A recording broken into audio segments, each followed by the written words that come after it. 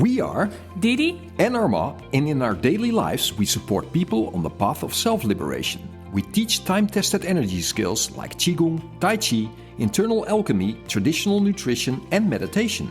We help people release stagnation, build energy, and become aligned with themselves and their purpose in life. In this podcast, we share the methods, skills, and solutions that helped us, our students, and now hopefully you move forward. Let's explore transformation together. Today we have a Chi Quest, which means we've gotten a question from someone, and the question today is about food, as you can see. We've got everything out of the cupboard, out of the fridge that we had, and we just threw it on the table. The question is, can you explain and talk about the temperature of food in relation to 5-element food, right?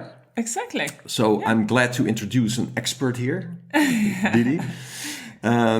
Let's explain that. Yeah, I think that's a very typical thing of 5-element food, is that we categorize food into, and this is important, what it does into our system. Right, the effects of food on our system. Yeah, so we categorize them by temperature and by the 5 elements. Okay. And today we're talking especially about temperature. And we have some foods on the table. So we have categories in that as well. So how many categories are there? There are 5 categories. And these are, so we have cold, cooling, neutral, warming, hot. Ah, okay, cool. So, and you can also say, so the very cold food is very yin, and the hot food is very yang. And so it's sort of divided from here into yin and yang. Yeah. And also, so what does it do into your body? So yin brings more stillness, more cold into the system, where yang brings more movement and more warmth to the system. Yeah. So let me start with the middle, that's the neutral. And we have some foods on the table, for example, rice, butter, here seeds. Most grains are in the middle category. I have egg, a carrot. And these are all very nurturing foods. It's where you build your meal around normally. Wow, that's cool. It's like your primary color in your painting or something like that, right? It's like that's what we're building upon. Of course, there's many more foods, right? Yeah, this is just an example. This is all we had, right? We're almost starving, as you see. This is the last we're having for our meal, but so there's many more categories, but that sort of sums it up, right? It's like the foundation. It's the foundation of your meal. Here's some foods, but what I said, a lot of grains, the dairy, so like milk is there, the butter, oils, seeds, nuts, all the very nurturing foods are there. Perfect. And of course, if you look at the vegetables, it's mostly like potatoes and cabbage and What you imagine when you're thinking about, right, the middle or something like it's more neutral, earthy. Earthy. Yeah. It's really the foundation of your meal. Yeah, perfect. And so if we go a little bit to the left and the right. So we have first, warm and cool, right? Yeah.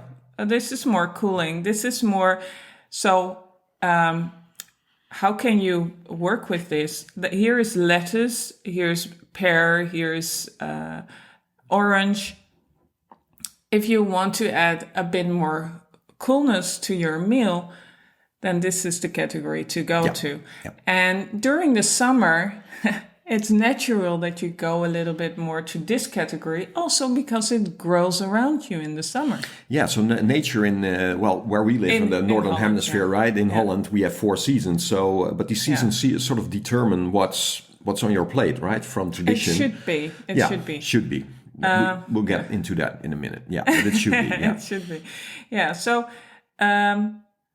and during the colder seasons, you add a little bit more of the other category, which is a little bit more warming. So we see onion, right? Yeah, but pumpkin is there. Most herbs are there as well. I put coriander there, all the dried herbs. So Vinegar, right? vinegar is there. So it can add a little bit more warmth to your meal. Right. So in a lot of the traditional Dutch foods, right, for going more into winter, there's a lot of onions, of course, in there as well, right? And herbs. And herbs, certain herbs, right? Certain herbs, because the temperature is a little bit warmer when you eat dried herbs instead of fresh herbs. Wow, that's amazing. Yeah. So if in the winter you have dried herbs, well, that's great. Add it to your meal and there's a little bit more warmth, a little bit more movement also. Yeah. Because the winter wants to like sort of contract and become more still. So you want to have something to protect your system with, right? Warming it up a little bit, but also it's like you need some movement also. It's a natural way. Like during the winter, you normally put on more clothes, you wear a jacket, and you also want to protect the inside. Yeah, the inside. Yeah. So get some warmth from the inside, and from generations back, we do that. That's what we eat. Absolutely. Naturally. We do like more hot soups or during the winter. For sure. In the summer, you want to go a little bit more. That's interesting for you as well, right? Depending on where you live. We get viewers from all over the world, I guess. But what's more like the tradition where you live? You're in your climate, you could say, and there's a lot of sense in that, right? Actually, I'm not telling anything strange or of great, but so more connecting more to what's there. Yeah, for sure. Yeah. For sure. And then, but one thing, so what happens that we import a lot of stuff from other countries, and especially the tropics. We love like the fruits from the tropics, mango, banana, pineapple, and that's in the category that's really cooling. Which makes sense, when you think about the tropics, is that sort of balances out when you're in the tropics with extreme heat. But here in Holland, like in midwinter, a banana... maybe not the best idea. Well, really be careful with that, right? You might be cooling your system. And So what else is there? Sugar. Yeah, sugar. Refined sugar, but this is cane sugar. So that's really cooling for your system. And then there is salt. Well... You may use salt in most meals, but just a very tiny little bit. Yeah. So that's cooling. And then there is like green tea on the table. It's popular, right? Yeah, and some people drink it all day long. Well, and then don't be surprised that you have cold hands, cold feet. You have to get out in the night, right? Go to the toilet. You have to go to the toilet. So... these are very cooling, very cold ingredients for your meal. So these are these are a little bit more extreme, and you might want to be careful with that. Right. And then on the other side, we have some favorites for most people. Coffee. So coffee, hot spices like cinnamon. Ginger. Here we have chili. And chocolate. Well, I didn't have any chocolate, so it's not there. But So, but these are very hot for your system. Alcohol is one that's especially the distilled things like whiskeys and exactly. That's on that side, and there's a lot of movement going around. So what the effect is. You may have like these hot rushes, is that how you call them? But also it works on the emotions. So if you go too much to the hot or the cold. Well, there's a lot of excitement here, right? It's like, wow, it's like, think about a Saturday night in a pub or something. It's like, your first drink is like, oh, yeah, right. So it's like, there's expansion, there's movement, but there's also a price to pay, right? Yeah, and that's with next morning. With coffee, cinnamon, with the hot spices, you have a rush at the time that you take it, but sure. afterwards, maybe not so much. And there is a difference when you live in a climate, because it doesn't grow here.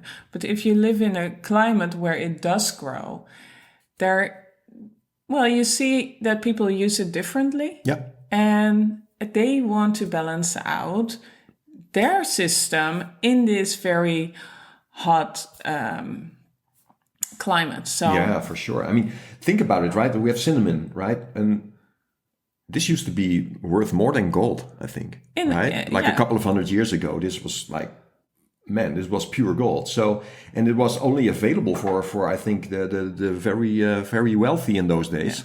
And they might take a little bit, but now it's just, you can get it everywhere, right? So it's it's gotten a little bit messed up, right? Because a lot of this and a lot of that on that side as well, it's all about a kick, right? Yeah. It's all about the short term. It's like, you have the coffee, so it opens up. Yeah. But there's also downsides to it. And then you see in the extremes, a lot of people are eating and drinking in extremes. It's like on a regular basis, right? But also, like nowadays in the supermarkets, we get everything all the time. Yeah, yeah. It's so if always available. If you're not conscious about this, then you might be eating salads during the winter because you think it's healthy. Yeah, and it's green, right? It's healthy. This and one, orange. Vitamin C. Come on. Yeah. So what do? We drink a lot of orange juice during the winter to stay healthy. But in the meantime, it's cooling our system. And that's not what we want during the winter. So people might still have a cold or whatever. They think like, I have all this. Wow, I still have a cold. Yeah. But this wasn't growing here, or it's still not growing here during the winter. So my grandmother wouldn't take this. So that's also a little bit of marketing. Yeah, of course. I mean, it's an industry as well behind it, and now that we've had freezers for a while, right? Yeah. We can freeze stuff and then ship it on ships and get it in all the time. Yeah. So if you really look at the traditional foods we're using, I mean, looking at the vitamin C, we're like, we need that for the winter. It's good, right? Yeah, but traditionally, if you look at kale, which is growing here in the wintertime, it's got more vitamin C than an orange, right? So people sort of, I don't think they knew it contained vitamin C, but just from generation to generation, it made sense to eat that because they had to work on the land. They had to make sure they go fishing. These people needed to, it was there. So there's more. Yeah, it's your medicine. Yeah. Right? And that's it. Yeah. And so much more connection with their food. Yeah. So, Exactly. So, hope this was helpful. Next time we're going into the categories of the 5 elements. But this is, Yeah, I hope this sheds some light on maybe what you're eating and what you're drinking. And maybe, looking at some of the, disbalances that there can be, right, from that. And if you have any questions, please send them to info@cheskills.com. Or maybe in the comments, it's also fine, right? But if you're just listening on your iPhone or whatever, then just do that on info@cheskills.com. Okay. Cool. Oh, that was great. Yeah. Thank you. Okay. Bye.